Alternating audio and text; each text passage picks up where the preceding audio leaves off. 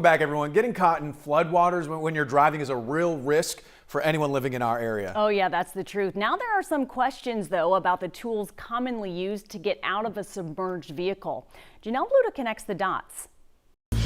Vehicle escape tools are a popular piece of protection to carry in your car, especially if you are worried about flooding.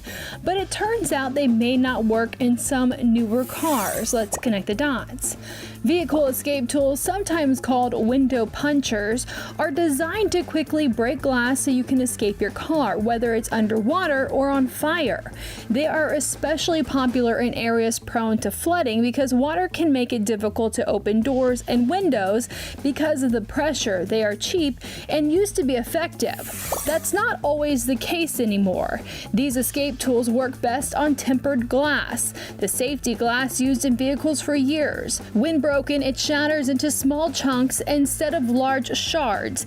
Now more and more vehicles are designed using laminate glass that uses a thin film to hold together a window if it breaks. It was once just used for front windshields, but more and more manufacturers now use it for side windows.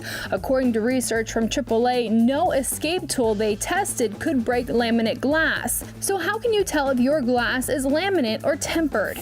You can always dig through your driver's manual, or you can check the window itself. It should have a sticker in the corner indicating tempered or laminate glass. AAA says manufacturers usually leave one window tempered, so make sure you know which one it is. Connecting the dots, I'm Janelle Bluta, KHOU 11 News.